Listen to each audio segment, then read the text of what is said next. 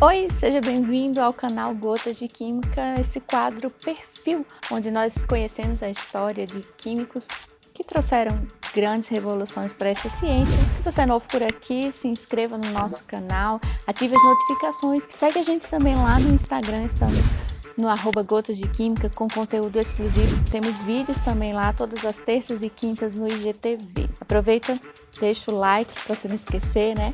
E a história de hoje é bem interessante. Eu fiquei pensando que nome eu daria para esse perfil de hoje, né? Porque ele foi um cara que fez grandes descobertas, mas não ganhou os créditos por elas. Parece até que a gente já escutou isso antes, né? Mas era uma coisa bem comum que acontecia.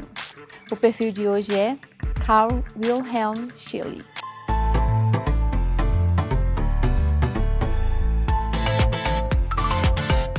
Carl Wilhelm Scheele nasceu em 9 de dezembro de 1742 numa cidade pequenininha lá na Alemanha chamada Stralsund.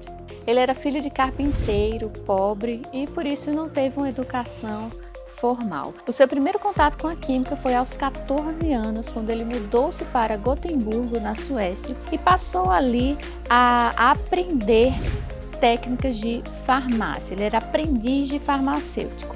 Não se tem muitas informações sobre a sua história, sobre a sua juventude, mas o que a gente conseguiu coletar é que ele passou por outras 2 cidades, aprendendo ali na prática como ser um farmacêutico. Portanto, o Scheele ele não teve uma formação em universidade, mas sim uma formação extremamente prática, mão na massa. E ali ainda bem jovem, né, com tanto acesso a produtos químicos e a livros científicos, ele passou a fazer as suas primeiras experiências. Aos 28 anos ele mudou-se então para Uppsala, estabeleceu-se lá e conheceu um químico bem famoso da época chamado Torbern Bergman. O Bergman era professor de química da Universidade de Uppsala e acabou ali tornando-se uma espécie de orientador dos trabalhos do Scheele e também o seu amigo pessoal. Naquele mesmo ano, quando ele chegou em Uppsala, ele publicou seu primeiro artigo científico falando sobre aí o isolamento do ácido tartárico.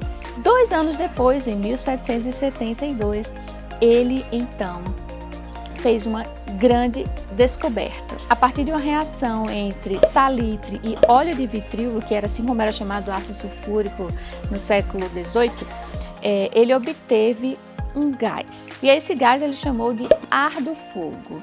Nada mais era do que o oxigênio. Acontece que ele não publicou os seus resultados, guardou aquelas informações para si e ficou, na verdade, escrevendo um livro que só sairia em 1977. 2 anos depois da descoberta do Scheele, Joseph Priestley, outro químico que a gente vai falar em uma outra oportunidade sobre ele, publicou o seu trabalho dizendo que havia descoberto o ar deflogisticado, que também era o oxigênio. Ganhou os créditos então pela descoberta do oxigênio. Mas 3 anos depois, Antoine Lavoisier mais uma vez aparece, né? A gente já falou sobre uma intriga que rolou entre ele e outros personagens aí da química nesse episódio aqui. Lavoisier então reivindica os créditos pela descoberta do oxigênio, porque afinal, além de isolar, o Lavoisier ainda deu o nome oxigênio, aquele ar deflogisticado que o Priestley havia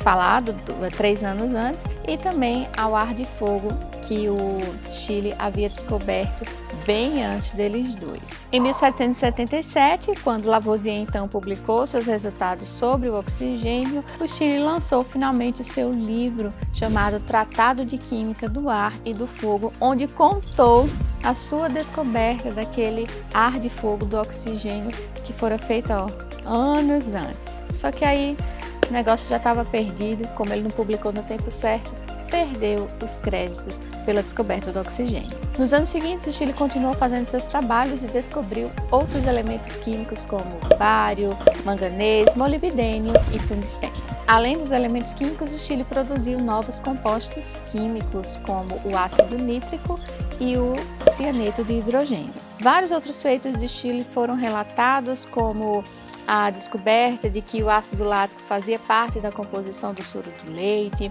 Ele foi o primeiro a isolar o glicerol e também foi o primeiro a falar sobre a ação da luz sobre os sais de prata, que é uma base da fotografia moderna que a gente já falou nesse episódio aqui. Depois você vai lá e confere. Devido a todo o seu trabalho, sua pesquisa, os seus experimentos, em 1775 ele foi eleito para ingressar na Royal Society, que a gente já falou aqui várias vezes sobre essa organização. Naquele mesmo ano ele mudou-se para Köping, também na Suécia, e montou a sua primeira farmácia. Na verdade, aquele espaço ele comprou de uma viúva chamada Sarah Margaret Sonneman, e ele acabou casando-se com ela, né?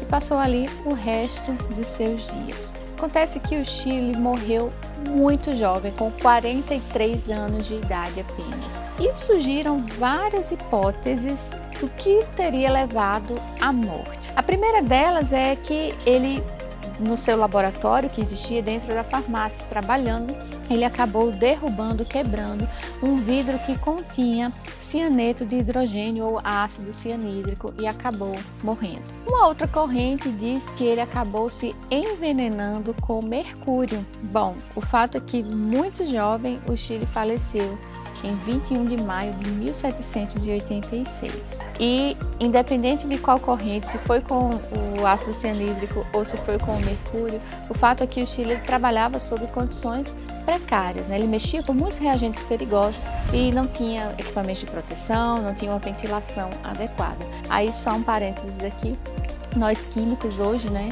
avançamos bastante nessa questão e hoje podemos contar com equipamentos de proteção individual, equipamentos de proteção coletiva, justamente para evitar esses tipos de acidente e também prejudicar a nossa saúde. Após a morte do Chile, que vieram à tona várias de suas descobertas. E uma vez que ele não publicava tudo o que descobria, ou então publicava em periódicos que não tinham tanta relevância, acabou que muitas se perderam aí, ele não ganhou crédito por quase nenhuma delas. Mas ainda assim, fica a sua contribuição. E mesmo não tendo oficializado a descoberta do oxigênio, muitos aí acreditam que ele realmente leva os créditos pela descoberta desse elemento químico. Se você gostou dessa história, não esqueça de deixar o seu like e eu te vejo no próximo perfil. Tchau!